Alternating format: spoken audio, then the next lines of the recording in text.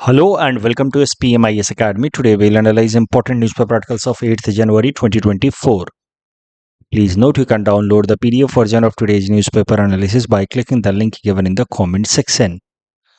This is the list of the topics that we will be covering from today's newspaper. The first topic is about Netflix new movie named Society of the Snow. ये जो topic है it could be useful in essay writing. At the same time, it is very useful for GS paper 4 ethics and integrity paper. थोड़ा background समझते हैं और फिर आएंगे कि कैसे ये हमारे एग्जाम पर्सपेक्टिव से इम्पोर्टेंट है ये टॉपिक. देखिए 1972 में साउथ अमेरिका की उरुग्वे से चलने वाली फ्लाइट, अभी फ्लाइट नंबर वगैरह इम्पोर्टेंट नहीं है but flight in South America Uruguayan flight जिसमें 45 लोग ऑन बोर्ड थे वो क्रैश कर गया इन द एंडीज माउंटेन. और एंडीज माउंटेन के वो वेस्टर्न साइड में क्रैश किया, इस साइड में. इस कारण से जो सर्वाइवर्स थे उनके लिए काफी डिफिकल्ट हो गया to return back to any human settlement. So basically the survivors were lost because the plane from Uruguay crashed into the western side of Andes mountain. Plane के क्रैश होते ही उस पे 45 लोग ऑन बोर्ड थे, उसमें से 12 तो इमीडिएटली उनकी डेथ हो गई. About 33 survived for some longer period of time. जो लोग सर्वाइव किए they sheltered themselves in the fuselage, ये जो प्लेन का जो बचा हुआ पार्ट उसमें दे शेल्टर्ड देमसेल्फ. और जो भी सूटकेस वगैरह थे लोगों के पैसेंजर्स के उससे उन्होंने विंडोज को स्टफ किया ताकि अपने आप को बर्फीली हवाओं से बचा पाए. Somehow people survive for few more days. खाने पीने की चीज़ें थोड़ी बहुत रखी थी फ्लाइट में जिसको खा पी करके वो कुछ दिनों तक जिंदा रहे. धीरे धीरे राशन खत्म होने लगा और जब राशन खत्म होने लगा तो लोग मरने लगे. और फिर क्या हुआ, मतलब आउट ऑफ डेस्परेशन कुछ लोगों ने, some of the survivors, started to practice cannibalism. That means eating meat of the dead bodies. What else they could do for their survival. धीरे धीरे चीजें और बिगड़ने लगी. लगभग 10 दिन बाद somehow इन लोगों को एक रेडियो मिला. उस रेडियो पे एक छोटा सा ट्रांजिस्टर पे इनको खबर सुनने को मिली कि जो सर्च पार्टी है उसने सर्च गिव अप कर दिया है. बेसिकली जब भी कोई क्रैश होता है तो सर्च पार्टी चलती है सर्वाइवर्स के सर्च में. बट इस जगह पे जो वेस्टर्न एंडीज था यहाँ पे मौसम काफ़ी ख़राब था. तो सर्च पार्टी ने यह मान लिया कि ऐसे हालत में किसी का भी सरवाइव करना इम्पॉसिबल है. तो सर्च पार्टी ने डिक्लेयर कर दिया कि there would be no possibility of survivors and hence the search operation was called off. उसके बाद भी कैसे कुछ लोग सरवाइव किए, लगभग 17 लोग अंत तक बचे रहे. कैसे वो सरवाइव किए फॉर अबाउट 70 डेज, क्योंकि 70 दिन बाद इनका रेस्क्यू होगा. तो कैसे ये लोग सरवाइव किए उसकी ये सारी कहानी है. और इसी इवेंट को, इट्स अ रियल इवेंट, इस पे मूवी बनी है जिसका नाम है सोसाइटी ऑफ द स्नो, जो हाल फिलहाल में नेटफ्लिक्स पे रिलीज हुआ है, जिस कारण से ये हम लोग डिस्कस कर रहे हैं. अब नेटफ्लिक्स पे ये रिलीज हुआ है, ये न्यूज़ इंपॉर्टेंट नहीं है, इंपॉर्टेंट है ये इवेंट. ये इवेंट तो हम इस्तेमाल कर सकते हैं एसे राइटिंग में या फिर एथिक्स एंड इंटीग्रिटी पेपर में. एसे राइटिंग में you all know it's always good to start with a story. अगर कोई टॉपिक आता है and if you are able to start with a pertinent story then you will get good marks. It's a safest approach in essay writing. तो ये एक अच्छी story है. इसका किस तरह के एसे में इस्तेमाल किया जा सकता है वो जरा देखते हैं. आगे जरा देखते हैं हुआ क्या, कैसे कुछ लोग सर्वाइव किए. You see, I have already told you कि the plane crashed on the western side of the Andes, जहाँ पे वेदर काफ़ी ख़राब था, विंडी एंड स्टॉर्मी, और उसमें भी स्नो स्टॉर्म्स चल रहे थे. तो काफ़ी टाइम तक तो समहाउ लोग छुप करके बैठे रहे, सरवाइव किया. कुछ लोग, 12 की तो इमीडिएटली डेथ हो गई, 33 बचे थे. उन 33 में से भी धीरे धीरे लोगों की डेथ होने लगी. लगभग 61 दिन बाद, after 61 days, 17 of them had survived. उन 17 में से 3 लोगों ने फैसला किया कि चलिए हम लोग माउंटेन को क्लाइंब करते हैं. और माउंटेन को क्लाइम करके दूसरे साइड में जाकर के पॉसिबल है कि कहीं ह्यूमन सेटलमेंट मिले और इस ह्यूमन सेटलमेंट में हम लोग हेल्प मांगे। और इस तरीके से आफ्टर 61 डेज, सोचिए खाया पिया भी नहीं होगा ठीक से, उसके बावजूद भी after 61 days of waiting, 3 of the survivors decided to climb up the Andes mountain in hope of asking for the help from the settlement on the other side of the Andes. और ये लोग फिर climb करते रहे और 10 दिन इनको लगा क्लाइम करने में, ट्रैकिंग करने में। somehow they climbed, they moved to the other side, there they reached a settlement as per the plan and there they sought for help। और फिर मिलिट्री को इन्फॉर्म किया गया, मिलिट्री स्टार्टेड रेस्क्यू ऑपरेशन और rescue operation को complete किया गया 22 दिसंबर को। तो ये सारी चीजें शुरू हुई थी 12 अक्टूबर को, 12 अक्टूबर 1972, और रेस्क्यू ऑपरेशन खत्म हुआ 22 दिसंबर को। तो यानी कि लगभग 72 डेज तक ये लोग ऐसे जैसे तैसे सरवाइव कर रहे थे। 17 लोग सरवाइव कर पाए, 13 तो उन्होंने एक मतलब हाईएस्ट लेवल ऑफ करेज दिखाया when they climbed the Andes mountain in order to seek help for the other survivors. तो देखते हैं कैसे कैसे इसका इस्तेमाल करेंगे हम लोग आंसर राइटिंग में। अगर एस्से आता है कोई, मान लीजिए इस तरीके का कुछ एस्से का टॉपिक होता है, where there is a will there is a way, मान लीजिए एक तो ये टॉपिक हो गया, या इससे मिलता जुलता कोई टॉपिक हो गया जहां पे ह्यूमन करेज पे एम्फेसाइज किया जा रहा हो। अगर इंसान करेज करे, हिम्मत करे, तो वो अनथिंकेबल भी कर सकता है। ऐसा कुछ भी एस्से का टॉपिक हो तो it would be safe to start with this kind of story. दूसरा जो डिबेट इस पर्टिकुलर इशू से निकल करके आ रहा है वो है debate around cannibalism. You see, these survivors practised cannibalism in order to survive themselves, because खाने को तो कुछ था नहीं। Cannibalism is an unethical action, accepted unethical world wide in general. दुनिया भर के लगभग हर एक समाज में, लगभग हर एक समाज में कैनिबलिज्म यानी कि eating human flesh is considered to be unethical. But in this particular case, none of the survivor were condemned for committing unethical practice of cannibalism. किसी को इस बात के लिए क्रिटिसाइज नहीं किया गया कि अरे आप तो कैनिबलिज्म प्रैक्टिस करके आए हैं। Why so? Why there was no criticism? Why none of the survivor was condemned as unethical?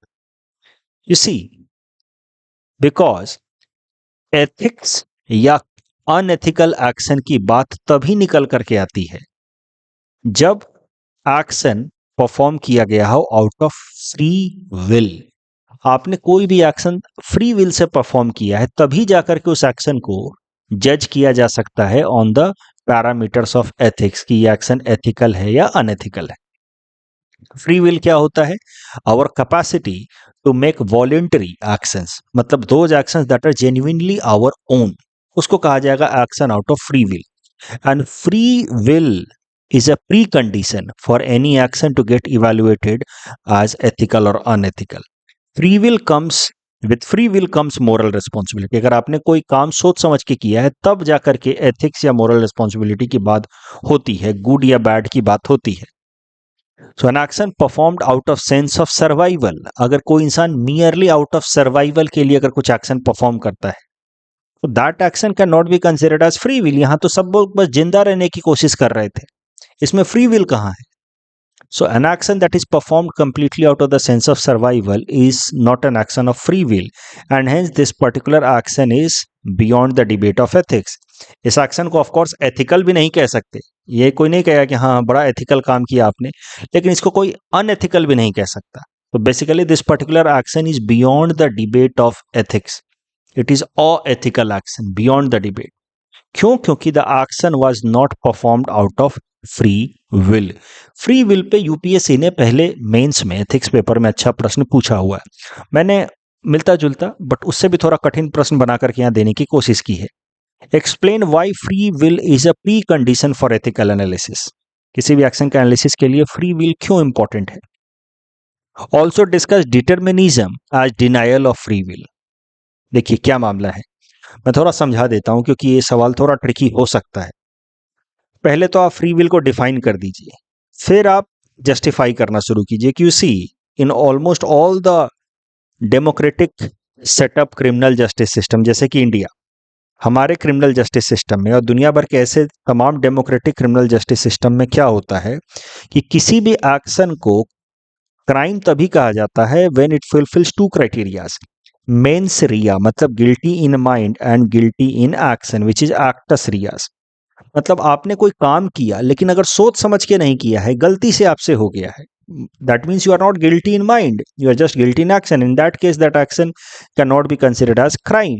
For example, आप ड्राइविंग कर रहे हैं और सामने से कोई इंसान गलत साइड से चलते हुए आपके सामने आ जाए और उसकी एक्सीडेंट हो जाए, डेथ हो जाए, सो दैट इज और that may be guilty act but not guilty mind because it was not conducted out of free will.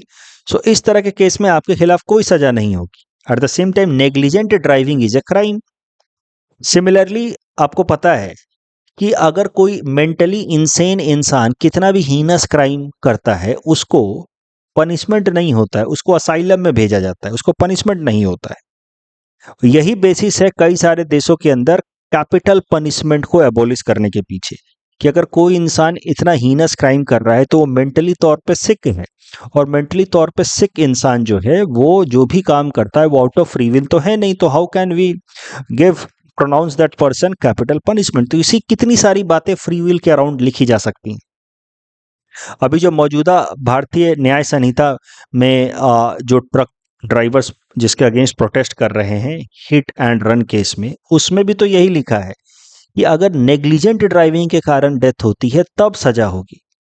ऐसे अगर आउट ऑफ मिस्टेक एक्सीडेंट हो जाता तब तो कोई सजा की बात है नहीं। तो ये हो गया पहला सवाल का जवाब। Explain why free will is pre condition. अगर कोई इंसान सोच समझ के काम कर रहा तब तो आप उसको एथिकल एनालिसिस करेंगे, अगर बिना सोच मतलब अनजाने में कोई काम होता है, फ्री विल है नहीं, तो उसमें क्या एथिकल एनालिसिस। और जब कोई एक्शन अनएथिकल नहीं है तो how can that action become illegal. अब दूसरी बात जो है वो फ्री विल से रिलेटेड है, वो है डिटर्मिनिज्म की। देखिए कई दफा हम लोग कहते हैं ना, डिटर्मिनिज्म क्या होता है वो समझिए कि अरे जो भाग्य में लिखा है वही तो होगा, जो होता है अच्छा होता है, ये सब अच्छी बातें हैं, बोलना चाहिए।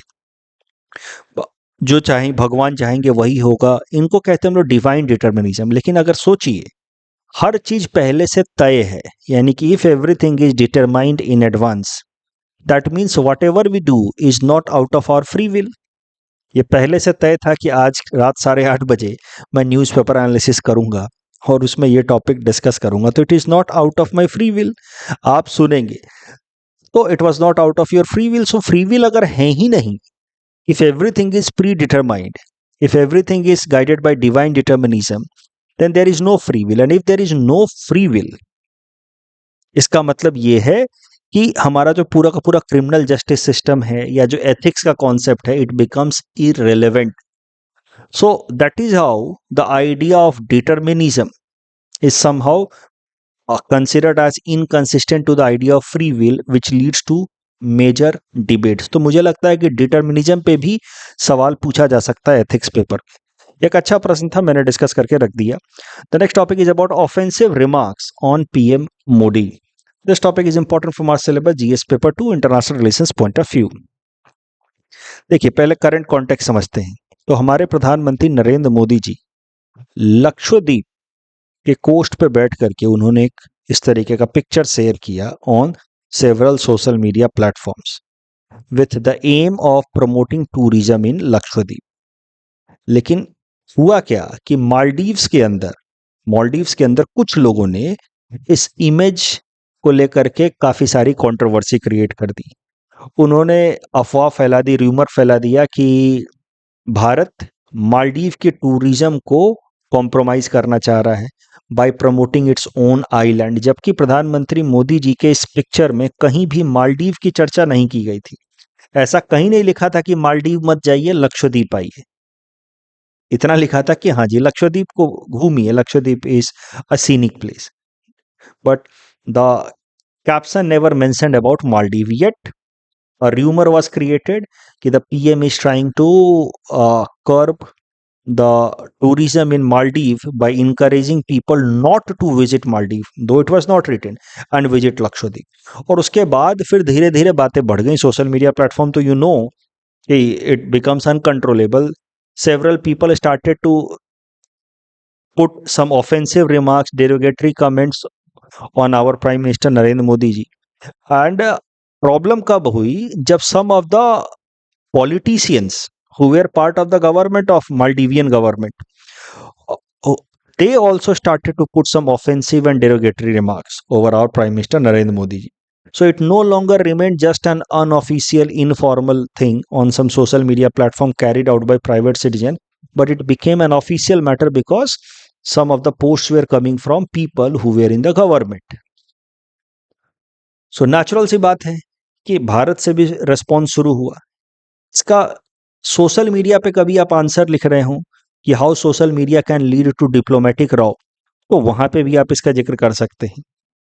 उसके अलावा इंडिया मालदीव रिलेशंस में भी आप इसका जिक्र कर सकते हैं। मैंने आपको कई दफ़ा कहा है कि India and it's neighbourhood relations जो टॉपिक है जीएस पेपर 2 इंटरनेशनल रिलेशंस में, उसमें इस साल मालदीव और बांग्लादेश इंपॉर्टेंट है। तो इंडिया की तरफ से भी रिस्पॉन्स शुरू हुआ सोशल मीडिया प्लेटफॉर्म पे, जहाँ पे हमने मतलब इंडिया के जो लोग हैं उन्होंने कहना शुरू किया कि okay fine, now we will actually start boycott of Maldives. पहले तो हमने मालदीव की बात नहीं की थी प्रधानमंत्री जी ने, लेकिन अब हम लोग बॉयकॉट करना शुरू करेंगे। Many celebrities, Bollywood celebrities, Indian sports person, they came into the support of Indian prime minister and started to promote the idea of visiting on Indian islands. So यहाँ देख रहे हैं आप, Sachin Tendulkar also posted some remarks. Batting for Indian island means promoting Indian island. Visit Indian island means indirectly इस current context में अगर कोई कह रहा है कि visit Indian island means we are saying don't visit Maldives. What's the point in visiting Maldives, especially when they pass such a derogatory remarks for our own prime minister. So naturally it is this current development is going to impact tourism of Maldives, क्योंकि देखिए मालदीव का economy का 28% contribution अकेला tourism से आता है, और उसका भी मेजर कंट्रीब्यूशन आता है इंडियन टूरिस्ट से। 2023 में लगभग 2 लाख इंडियन टूरिस्ट ने विजिट किया था मालदीव को।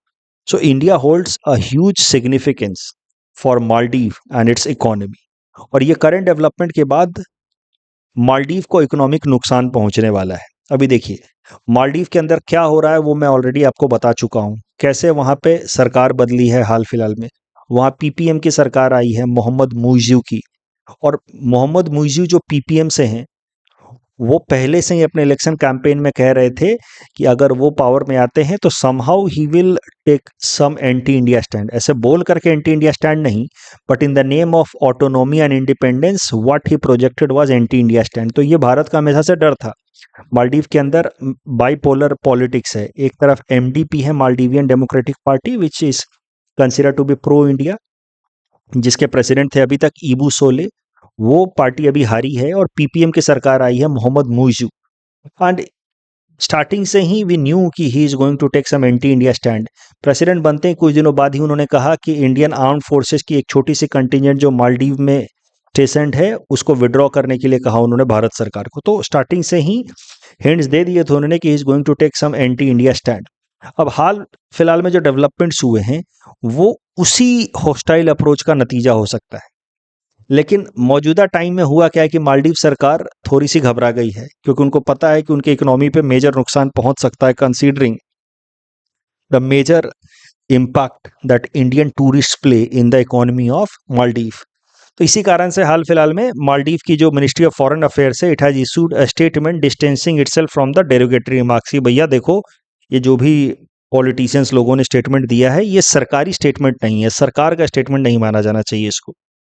और खबर ये भी आ रही है कि उन पॉलिटिशियंस के खिलाफ एक्शंस भी लिया गया है, but all this is because of the economic fall out that Maldives में have because of this current development. तो इंडिया मालदीव रिलेशंस में आप इस करंट डेवलपमेंट का जिक्र कर सकते हैं।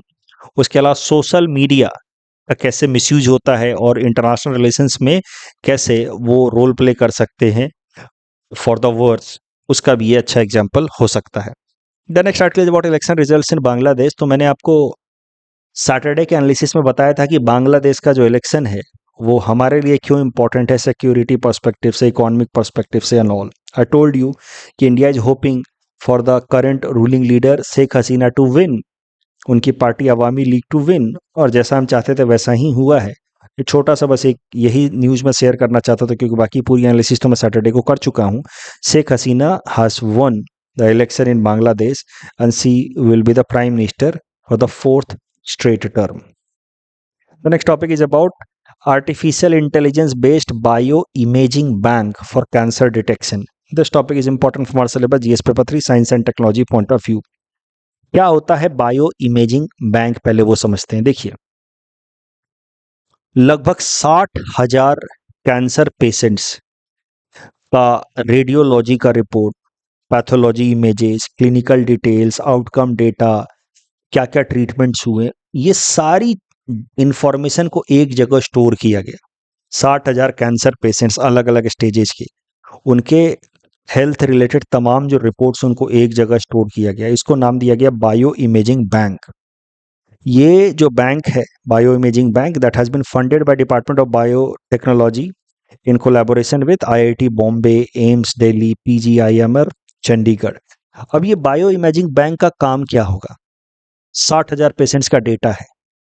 अभी एआई की मदद से, आर्टिफिशियल इंटेलिजेंस की मदद से ये 60,000 पेशेंट्स के डेटा का डेटा एनालिसिस करके नए कैंसर पेशेंट्स के अंदर कैंसर के को डिटेक्ट किया जा सकता है इन अर्ली स्टेज। ये काम हो सकता है। तो this bio imaging bank will be use to detect cancer in early stage with the use of AI. AI का काम ही होता है डेटा एनालिसिस। तो 60,000 पेशेंट्स का डेटा एनालिसिस करके वो पहले ही आइडेंटिफाई कर लेगा कि कौन सा पेशेंट जो है उसके अंदर कैंसर हो सकता है in its the early stage. आपको पता है कि कैंसर को अगर अर्ली स्टेज में आइडेंटिफाई किया गया तो इसको ट्रीट भी किया जा सकता है। तो पहले तो बायो इमेजिंग बैंक बनाए गए। अब न्यूज़ ये निकल के आ रही है कि भारत का जो सबसे बड़ा कैंसर का हॉस्पिटल है Tata memorial hospital in Mumbai, उसने बायो इमेजिंग बैंक का इस्तेमाल करना शुरू कर दिया है for early stage cancer detection, which is a good news. इस टॉपिक के बेसिस पे प्रीलिम्स प्रैक्टिस क्वेश्चन हमने आपको दे रखा है। Please attempt this question and you can submit the answer in the comment section. The next article is about Si-Donyi festival. इस तरह के छोटे छोटे फैक्ट्स हमने कवर करते रहने चाहिए फ्रॉम पीटी पर्सपेक्टिव, क्योंकि कभी मैचिंग वगैरह में फेस्टिवल्स पे सवाल आ ही जाते हैं पीटी में। सीडोनियो फेस्टिवल देख लेते हैं। ये अरुणाचल प्रदेश का ट्राइब है, तागीन ट्राइब, उनका फेस्टिवल है which is one of the major tribe of Arunachal Pradesh. हर साल जनवरी महीने में ये लोग मनाते हैं, which is considered as beginning of the new year by the Tagin tribe. और इस सीडोनियो फेस्टिवल में ये लोग अर्थ और सन की पूजा करते हैं। इस टॉपिक के बेसिस पे प्रीलिम्स प्रैक्टिस क्वेश्चन हमने आपको दे रखा है।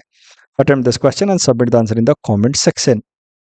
कल जो हमने आपको प्रैक्टिस क्वेश्चन दिया था उसमें पहला स्टेटमेंट तो ऑफ कोर्स गलत है, दूसरा तीसरा सही है। That's all from our side for today. Thanks for watching.